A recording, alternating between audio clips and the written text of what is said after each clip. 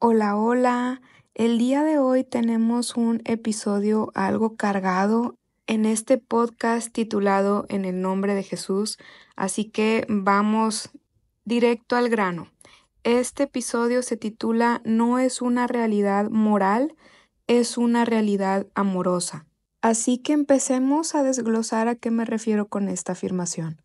Que quizás la evidencia más grande de esto la encontramos incluso en la primera instrucción que Dios nos da a través de Adán y Eva, que es no tomen del árbol del conocimiento del bien y del mal. ¿Y qué es la moralidad? Precisamente el conocimiento del bien y del mal, ¿verdad? Hay toda una rama de la filosofía que se llama la ética, que estudia qué es lo bueno y qué es lo malo. Lo que es moral es bueno y lo que es inmoral es malo. Entonces tenemos aquí una instrucción muy clara de parte de Dios. No tomen del árbol del conocimiento del bien y del mal, que en esa instrucción yo incluso veo, oigan, no piensen en términos de moralidad, no piensen en términos de esto es moralmente aprobado o aceptado y esto es moralmente reprobado, malo. Porque ese tipo de pensamiento tiene consecuencias, ¿verdad? El más importante mencionado por Dios ahí es la muerte. No tomen del árbol del conocimiento del bien y del mal, porque si lo hacen, traerán la muerte. Sin embargo, esa consecuencia en particular creo que es tema para otro episodio. Ahorita vamos a desglosar otras consecuencias que quizás son un poquito más sencillas, más fáciles de desglosar, de analizar. La primera es que cuando empezamos a pensar en términos de moralidad, o sea, lo que es moralmente bueno y lo que es moralmente malo, empezamos a ver la vida a través de un lente que dice hay ciertas obligaciones morales y cuando empezamos a vivir la vida de esta manera, o sea, a través del lente de que hay obligaciones, ahí ya nos pusimos el sombrero de esclavo en lugar de persona libre. ¿Por qué? Porque estamos viendo hacer el bien como una obligación en lugar de como algo que simplemente te nace hacer. Entonces, la misma palabra obligación implica que estás obligado, forzado, implica hacer algo en contra de tu voluntad, ¿no? Cuando estás obligado a hacer algo es porque no es tu voluntad hacerlo, simplemente estás siguiendo una obligación. Y creo que la narrativa de Adán y Eva nos da pistas sobre cómo se siente la vida a partir de que tomamos del árbol del conocimiento del bien y del mal, o sea, a partir de que vemos la vida como que nos exige ciertas obligaciones y que además estas obligaciones son las que definen quién es moralmente bueno y quién es moralmente malo. La primera consecuencia es que Adán y Eva sienten vergüenza, ¿verdad? Entonces se tapan, notan que están desnudos, califican su desnudez como mala y se tapan, sienten vergüenza. Entonces, la vergüenza es un resultado de pensar en términos de moralidad. A diferencia de cómo vivían Adán y Eva en el jardín del Edén, Edén significa deleite. Eso creo que nos da una pista también enorme a cómo se siente la vida sin este lente de que la realidad es un campo de moralidad y quien cumple las obligaciones morales es bueno y quien no las cumple es malo. Sin ese lente que está constantemente juzgando las cosas, podemos ver que hay una vida en deleite.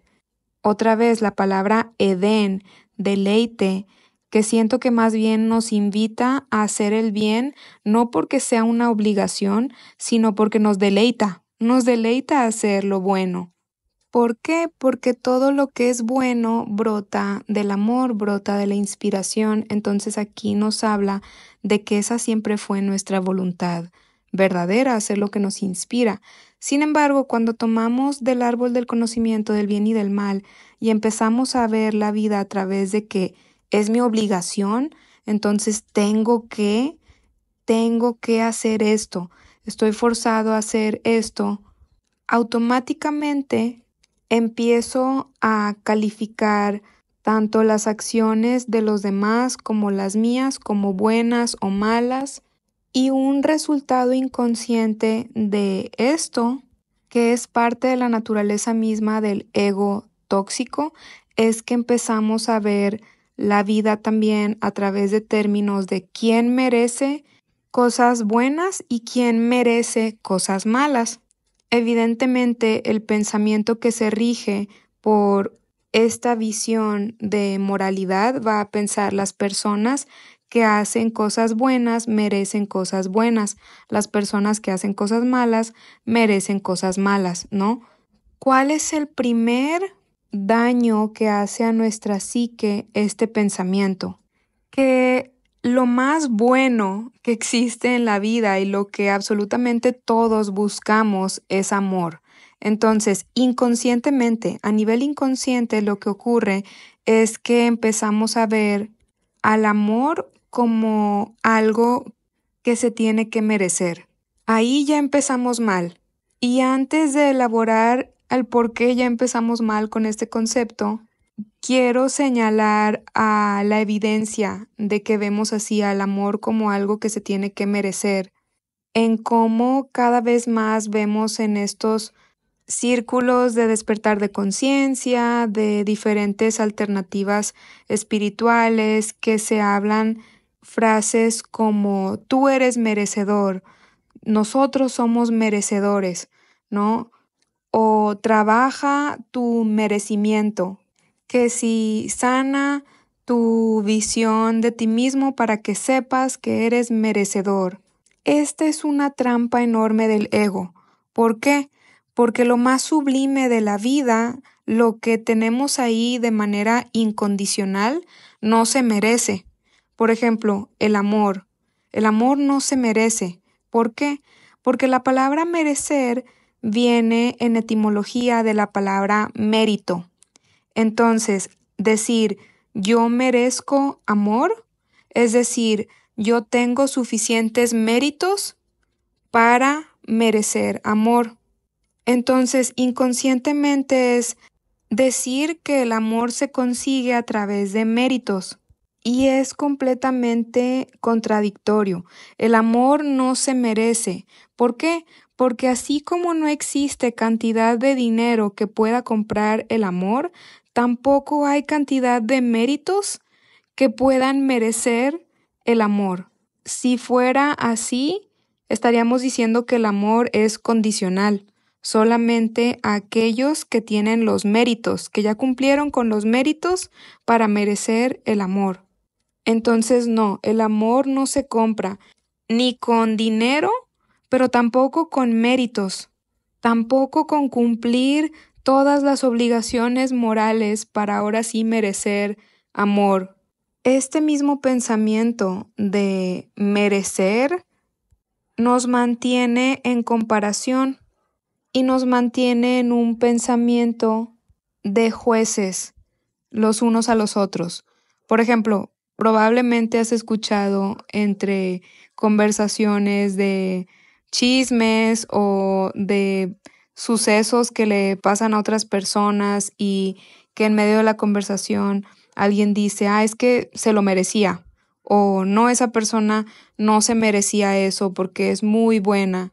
Y así poco a poco todos empezamos a construir una visión de las cosas buenas de la vida como si fueran una recompensa por buen comportamiento y como si las cosas que no nos gustan tanto fueran un castigo por mal comportamiento. Entonces empezamos a ver la vida así, como si nosotros fuéramos los jueces de, seguramente le pasó eso porque se lo merecía. Y sentimos que nosotros podemos decidir quién ha sido bueno y quién ha sido malo. Y a mí me encanta lo que viene Dios a decir con respecto a ese pensamiento, cómo viene a corregir ese pensamiento caído. Y para eso vamos a leer de Lucas 18, en el versículo 18, que dice: Un hombre principal le preguntó diciendo: Maestro bueno, ¿qué haré para heredar la vida eterna? Jesús le dijo: ¿Por qué me llamas bueno? Ninguno hay bueno, sino solo Dios. Me encanta porque aquí Jesús le está diciendo: hey, deja de pensar en esos términos, bueno solo hay uno, y ese es Dios. Porque con esto obviamente Jesús no está diciendo: solo Dios es bueno, por ende yo soy malo. No, obviamente no. Simplemente está trayendo el enfoque a Dios, Dios Padre, como diciéndole: ninguno es bueno por sus propias fuerzas. Deja de comparar, ninguno es más bueno que el otro. Solo Dios es bueno. Cualquier cosa buena que podemos hacer es Dios actuando a través de nosotros. Entonces aquí Jesús está yendo directo a la yugular, yendo directo a la raíz del problema y le está diciendo: no hay ninguna acción buena que ninguno de nosotros, y se incluye a sí mismo, podamos hacer separados de Dios. ¿Por qué? Porque Dios es lo bueno, Dios es la bondad de la vida, Dios es amor. Y me encanta eso porque disuelve por completo la comparación. Le está diciendo al ego: deja de compararte, porque ninguno es, entre comillas, más bueno que el otro. Vamos a ver más evidencia de esto en Juan 5:19. Esta es versión NTV. Dice: Entonces Jesús explicó: Les digo la verdad, el Hijo no puede hacer nada por su propia cuenta, solo hace lo que ve que el Padre hace. Todo lo que hace el Padre también lo hace el Hijo. Entonces, más evidencia de que aquí Jesús nos está diciendo: oigan, ninguno puede hacer el bien independiente del Padre, porque el mismo Dios Hijo, que es Jesús, solo hace lo que ve al Padre hacer. Entonces aquí nos está diciendo: toda acción buena es porque dejamos que Dios, que es amor, se moviera a través de nosotros. Hicimos lo que vimos a Dios hacer. Y cuando sabemos esto bien, decimos con certeza: solo a Dios la gloria. Ninguno de nosotros se puede jactar, ninguno de nosotros se puede gloriar o decir: yo soy más bueno que los demás, uy, mírenme, yo merezco, ¿verdad? Yo acumulé méritos. No, aquí todos nos paramos sobre el mismo piso, que es la gracia de Dios. Me encanta porque es un antídoto que va directo a desarmar al ego y sus tendencias de querer comparar obsesivamente quién está haciendo mejor las cosas que los demás. Este sí está haciendo las cosas bien y este no tanto, este se portó mejor que este. No, lo quita de raíz Jesús diciendo: solo Dios es bueno. Ahora, vamos a entrar a terrenos que pueden ser un poquito desconocidos para muchos, que es terreno de la ley.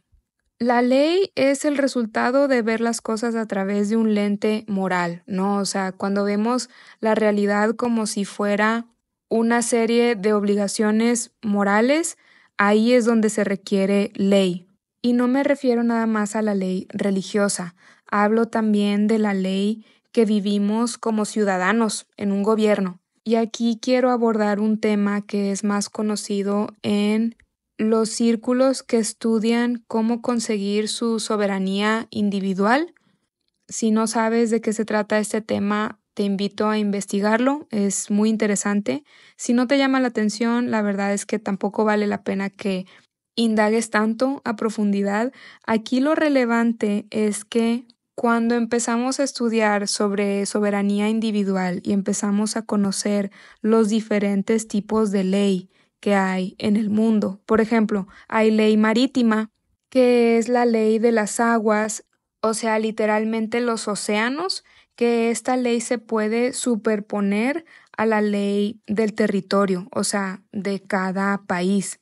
Bueno, un código que se me hace muy interesante y como relevante a este tema que estamos hablando el día de hoy es que En este conocimiento de los distintos tipos de ley se conoce algo que se llama en inglés common law o ley común. Quizás, no sé si este es el término oficial en español, pero eso es lo que significan estas palabras. Common law significa ley común.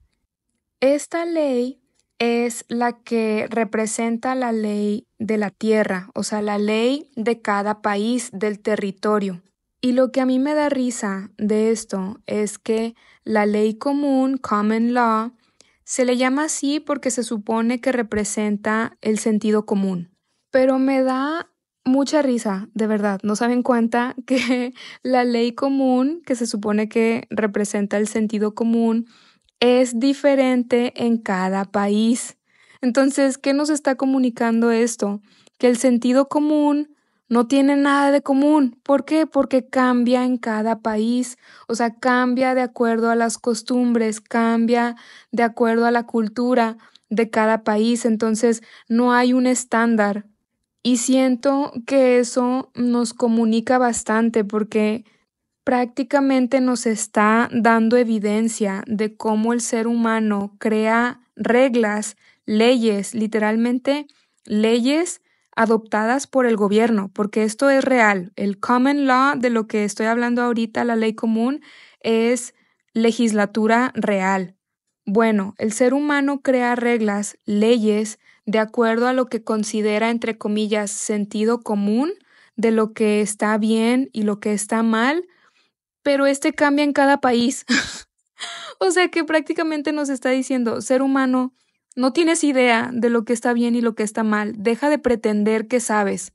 Ahora, vayamos quizás a la ley que podríamos decir que es la más acertada, que es la ley de Dios, no la ley del hombre, de sus legislaturas y los gobiernos, ¿verdad? La ley de Dios.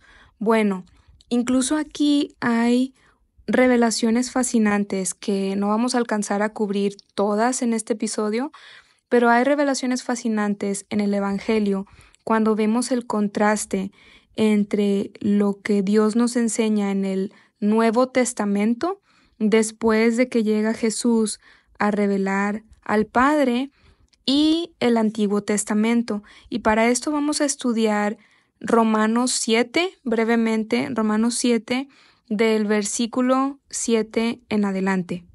Estoy leyendo de la traducción NTV que dice: Ahora bien, ¿acaso sugiero que la ley de Dios es pecaminosa? De ninguna manera. De hecho, fue la ley la que me mostró mi pecado. Yo nunca hubiera sabido que codiciar es malo si la ley no dijera no codicies. Pero el pecado usó ese mandamiento para despertar toda clase de deseos codiciosos dentro de mí. Si no existiera la ley, el pecado no tendría ese poder. ¡Wow! Hubo un tiempo en que viví sin entender la ley. Sin embargo, cuando aprendí, por ejemplo, el mandamiento de no codiciar, el poder del pecado cobró vida y yo morí. Entonces me di cuenta de que los mandatos de la ley, que supuestamente traían vida, trajeron en cambio muerte espiritual. El pecado se aprovechó de esos mandatos y me engañó. Usó los mandatos para matarme. Wow. Aquí hay un paralelo enorme con el árbol del conocimiento del bien y del mal. Porque, ¿qué es la ley si no es el conocimiento del bien y del mal? ¿No? La ley es eso. Y podemos ver aquí el paralelo de que así como cuando Adán y Eva tomaron del árbol del conocimiento del bien y del mal, ¿cuál fue el resultado? Trajo la muerte. Así aquí también el apóstol Pablo está diciendo: cuando aprendí, por ejemplo, el mandamiento de no codiciar, el poder del pecado cobró vida y yo morí. Entonces también el resultado de aprender la ley, como está diciendo aquí el apóstol Pablo, fue la muerte, igual que el árbol del conocimiento del bien y del mal. Se me hace fascinante cuando vemos las cosas así en paralelo, y creo que aquí lo que nos está diciendo también es que la ley por sí sola no es mala, ¿verdad? Nos lo está diciendo. en el versículo 7, ¿acaso sugiero que la ley de Dios es pecaminosa? De ninguna manera. Entonces, la ley no es mala. El árbol del conocimiento del bien y del mal no es malo si no Dios no lo hubiera creado, ¿verdad? Si no, ¿por qué estaría ahí en medio del jardín del Edén? No es malo ese árbol, así como tampoco es mala la ley. Pero lo que trae la muerte es el hiperenfoque del ser humano en ese conocimiento, porque eso es lo que nos hace empezar a ver la vida a través de este lente de obligaciones morales, de fulanito es más bueno que este otro porque este es malo, y creo que este siguiente punto es el más importante de todos, empezar a ver a Dios como un juez. Empezar a verlo como un juez que está enojado, que viene a hacer justicia, pero en la definición de justicia del ser humano, porque vamos a ver que la justicia de Dios se ve completamente diferente en sus términos, en su definición.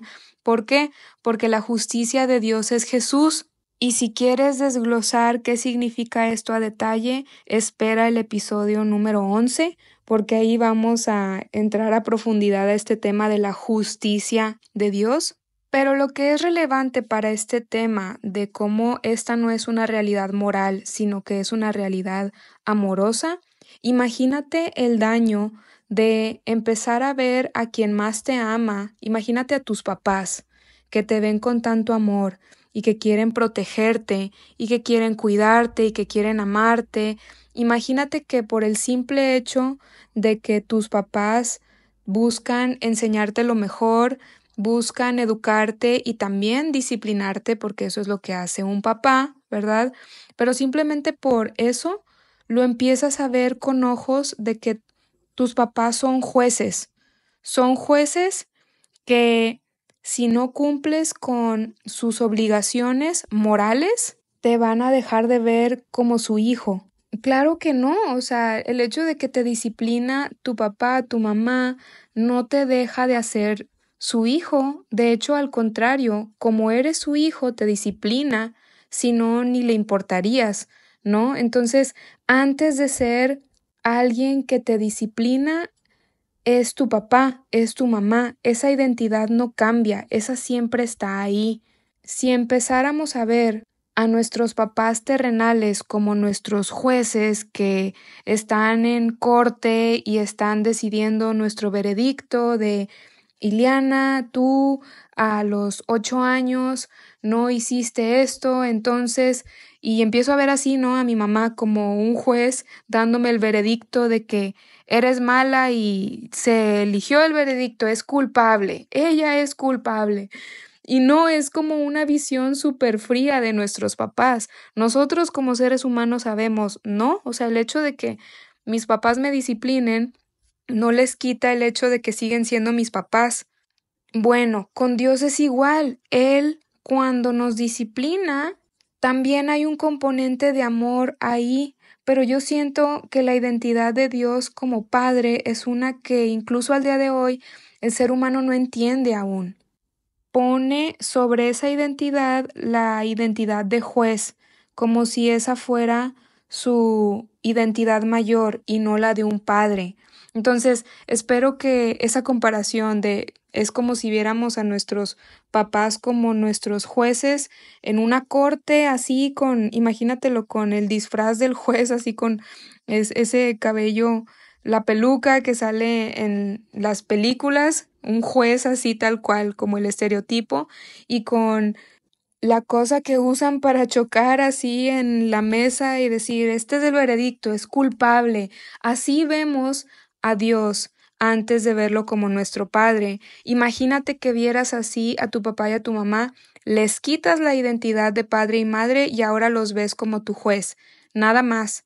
Es una perspectiva súper fría y seguramente nos da risa, ¿no? Nos da risa pensar así de que no, o sea, mis papás, claro que no se pondrían así conmigo, pues no, porque sabes que antes que nada está su amor y aunque te equivoques y aunque te regañen una y otra vez, ahí va a estar su amor, nunca se van a poner contigo una peluca de juez y mandarte a la cárcel y decir eres culpable, así como si no hubiera un vínculo amoroso contigo. No, la relación con ellos es de amor, es cercana, es íntima.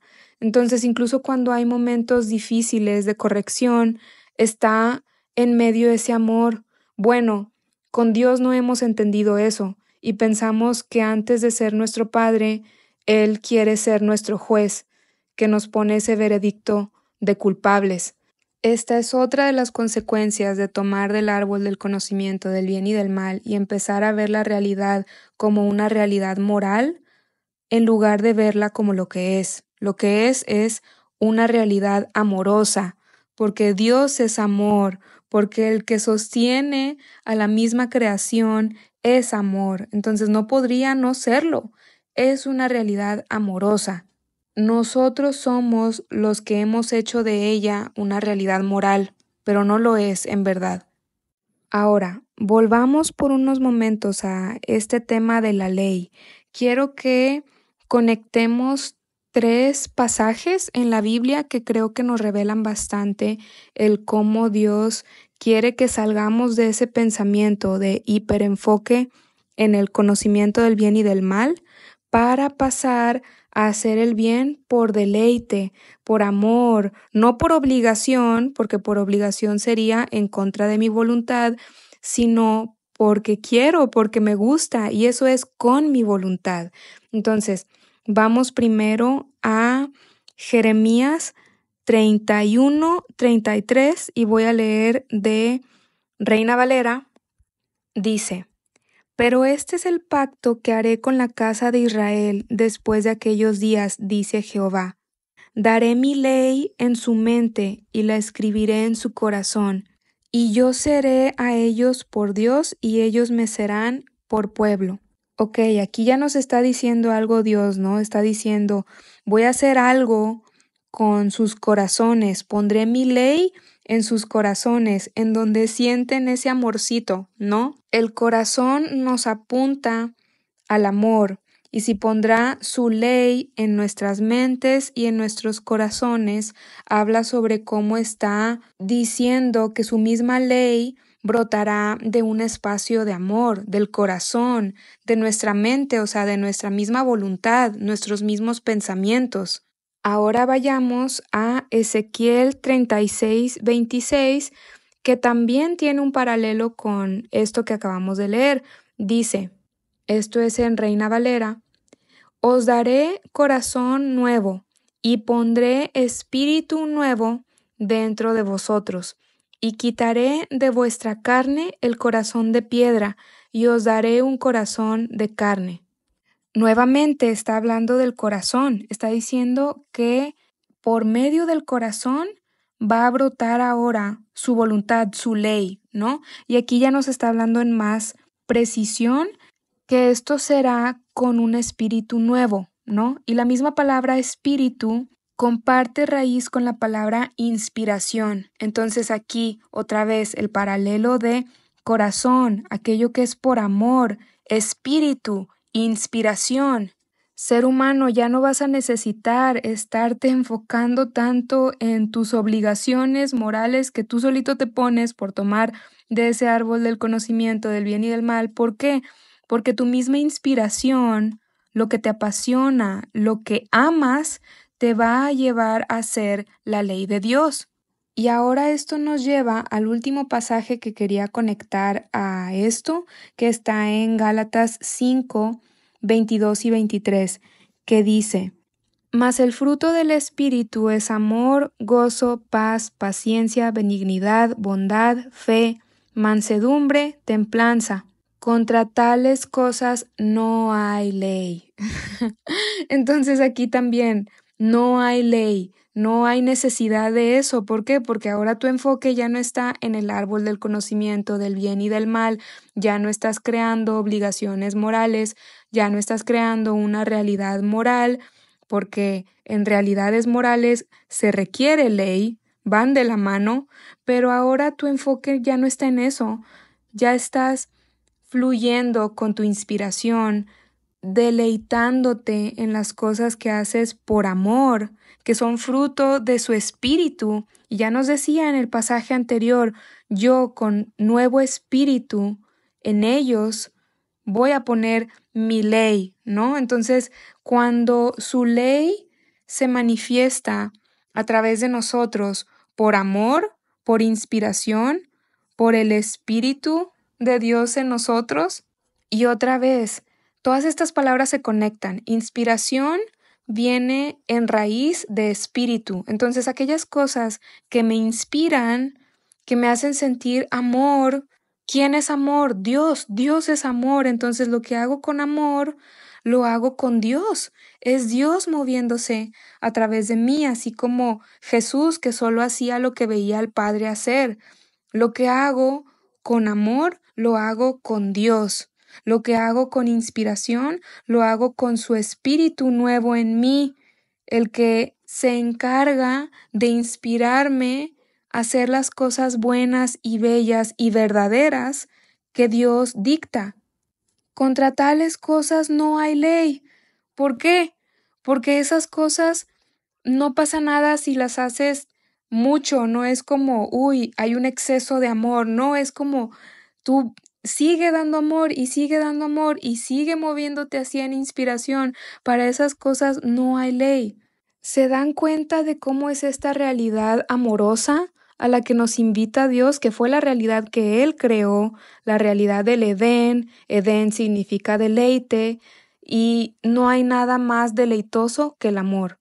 Nos invita a deleitarnos en el amor, en vivir en inspiración. Y esa es la libertad que tanto buscamos. Y ojo, con esto no quiero decir que no existe el bien y el mal.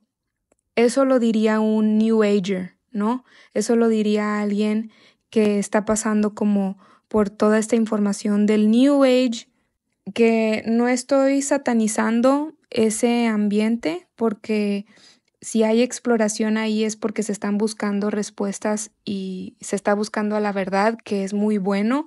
Sin embargo, todavía hay ciertas visiones a las cuales les falta claridad, como este discurso que dice que no existe el bien y el mal. Eso no es cierto. Es bastante evidente que sí existe. Y si no tenemos discernimiento, se puede usar este discurso de que no existe el bien y el mal para justificar cualquier cosa, para seguir promoviendo ciertos comportamientos tóxicos que al primero al que dañan es a mí mismo. Y es muy triste ver cuando eso pasa porque es también muy evidente que hay mucha confusión en un estado así, porque cuando se niega que sí existen el bien y el mal, se niega también el piso sólido de pararte en la verdad objetiva que es Cristo.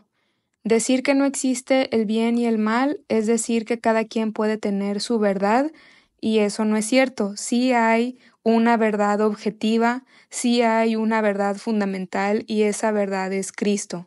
Entonces, sí existe el bien y el mal. Simplemente no se supone que el ser humano quiera conocerlo mentalmente, porque en el momento en el que el ser humano quiere conocer lo que es el bien y el mal desde este espacio mental e intelectual, empieza a crear reglas y obligaciones morales, como ya lo vimos en todo este episodio, en lugar de querer conocer a Dios, porque el bien es Dios, entonces querer conocer el bien intelectualmente es dejar de confiar en Dios, porque Él es el bien. Es como decirle a Dios, mejor yo averiguo lo que es bueno mentalmente en lugar de confiar en ti y en tu voluntad.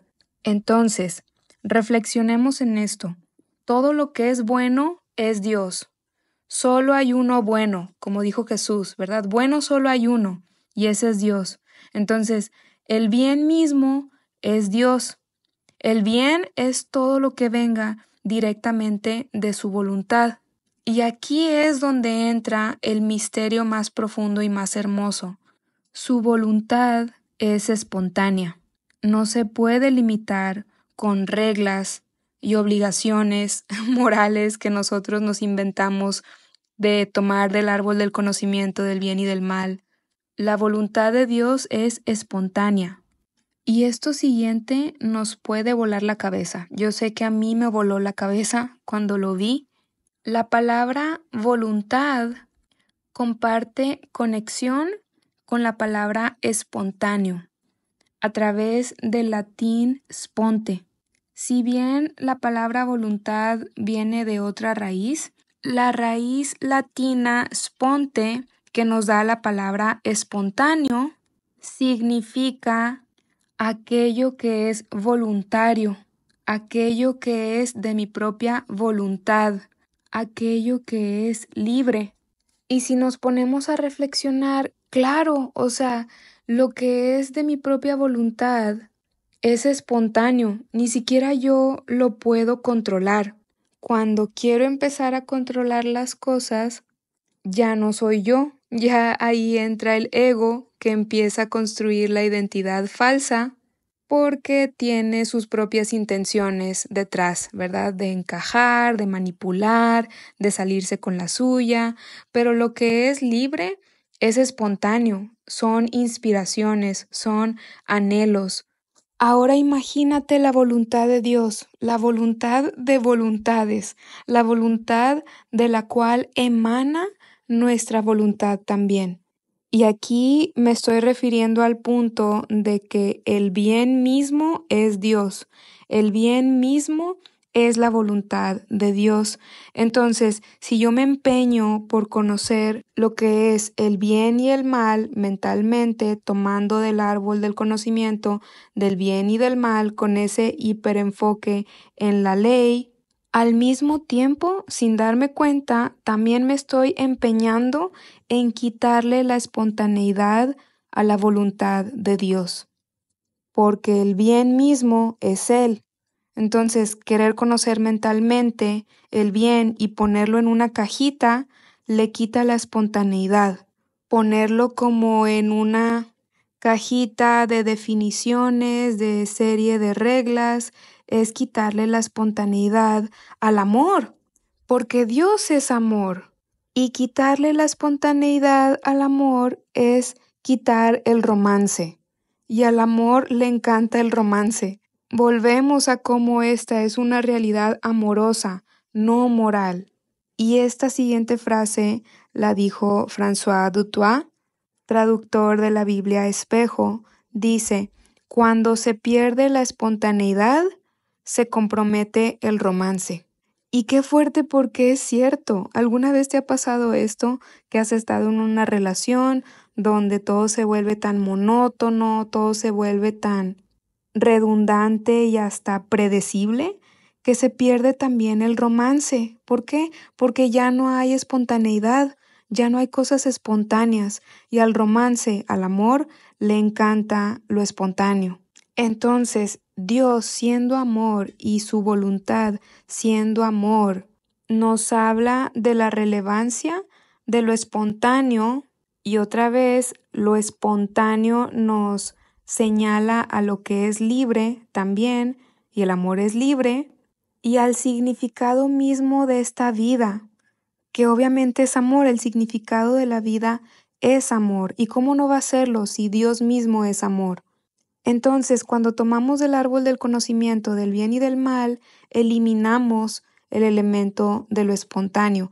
Queremos ponerlo todo en una cajita, en una serie de reglas que son predecibles, que son como controladas, o que mínimo nos dan la ilusión del control, que por cierto también son evidencia de que no confiamos en Dios si queremos nosotros mismos tener el control con todo ese conocimiento intelectual. Entonces, el enamorarnos de Dios, claro que nos va a requerir soltar el control. ¿Por qué? Porque nos va a requerir confiar más en Él, para por fin dejar de tomar del árbol del conocimiento del bien y del mal y pretender que sabemos mentalmente, intelectualmente, lo que está bien o lo que está mal, y simplemente confiar en la voluntad de Dios, que tiene un elemento espontáneo, otra vez, voluntario, sponte. Pero claro que lo espontáneo me va a ocasionar miedo si todavía no confío en Dios, porque lo voy a catalogar como lo desconocido. Y como estoy tan acostumbrado a tener el control, entre comillas, porque no es control verdadero, lo desconocido me da miedo, porque no entra en mis estructuras mentales que han encontrado la forma de hacerme pensar que tengo el control, como lo es precisamente tomar del árbol del conocimiento del bien y del mal. Me da esta falsa seguridad y esta falsa sensación de control, pretender que sé lo que está bien y lo que está mal.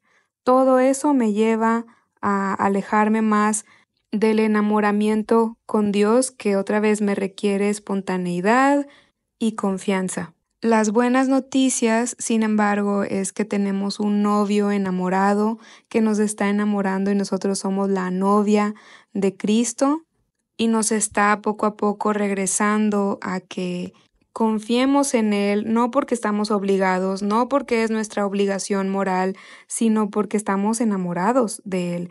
Y otra vez, el enamorarnos, el romance, requiere espontaneidad.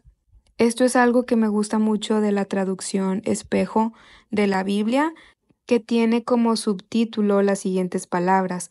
Dice, el romance de las eras. Estamos en una historia de amor. Dios nos está enamorando. Y esto me lleva al siguiente punto, que es un mensaje que me fascinó, es uno de los más hermosos que he recibido de parte de Dios. Fue una vez que estaba reflexionando sobre las consecuencias de haber tomado del árbol del conocimiento del bien y del mal, porque los resultados han sido una realidad lejos de perfecta, ¿no?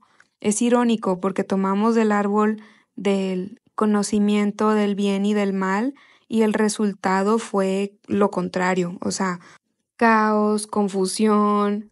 ¿Pensarías que si en verdad conociéramos el bien y el mal, nos comportaríamos correctamente, verdad? Pero es evidente y lo vemos en diferentes partes de la Biblia donde el pueblo está pidiendo claridad porque no tiene idea de lo que está bien y lo que está mal.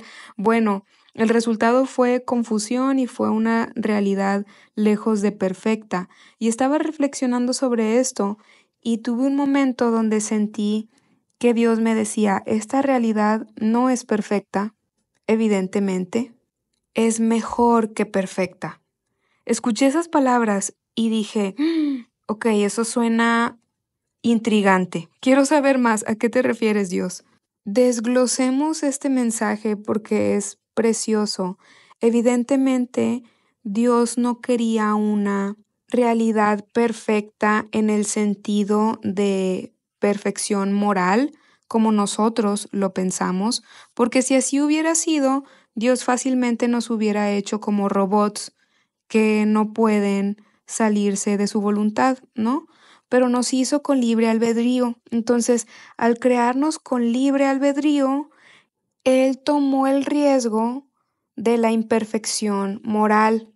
O sea, tomó el riesgo de que nosotros, teniendo libre albedrío, podríamos elegir ahora salirnos de su voluntad y por ende traer imperfección moral. Sin embargo, Él sabía que Él no quería una realidad perfecta como nosotros la entendemos, o sea, una realidad moralmente perfecta. Esa no era su visión. Y aquí es donde viene la revelación más profunda y más hermosa. Esta realidad no es perfecta, es mejor que perfecta. ¿Y cómo puedes mejorar la perfección misma? O sea, ¿a qué se refería Dios con esas palabras? Es mejor que perfecta. Si la perfección es un absoluto, ¿no? Pero Él mejoró lo inmejorable al darnos libertad. ¿Por qué? Porque al tener libertad somos capaces de sentir amor.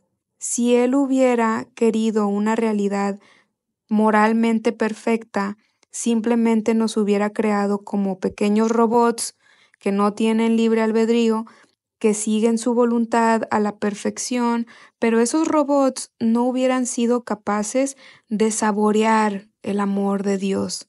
¿Por qué? Porque para sentir amor necesitas ser libre. El amor verdadero requiere libertad. Y Dios dijo, yo estoy dispuesto a tomar ese riesgo, el riesgo de la imperfección moral. ¿Por qué? Porque yo tengo mi mirada en algo superior, en algo mejor que la perfección moral, que es el amor verdadero. ¡Uf! Imagínate lo que es esto. Voy a usar una frase que me dijo un amigo una vez porque creo que lo describe con precisión. Me decía, es que ser un robot sin libre albedrío sería equivalente a ser creado del dulce más delicioso, pero no ser capaz de saborearlo, porque no tienes libertad, no tienes libre albedrío. En cambio, el ser humano sí es libre, sí tiene libre albedrío, y sí estamos creados del dulce más delicioso que es el amor mismo, que es Dios, y además somos capaces de saborearlo. ¡Wow! Eso fue lo que Dios tenía en su mirada cuando nos dio libre albedrío, porque Él sabía que además Él sería capaz de recuperarnos, de restaurarnos, de regresarnos a casa, y esa es su obra salvadora, esa es su obra redentora. Y valió la pena todo el caos y el desorden que trajo el ser humano con su libre albedrío, porque ahora podemos saborear este amor, sentir este amor del cual fuimos creados. ¡Qué belleza es el plan perfecto de Dios!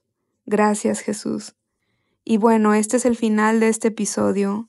Como siempre, te invito a dejar tus comentarios, a suscribirte para que puedas escuchar el próximo episodio y nos vemos a la próxima. Que por cierto, vamos a tener una pausa en este podcast por causa de proyectos que se están desenvolviendo. Vamos a regresar en un mes más o menos, en específico el 15 de julio. Nos vemos entonces.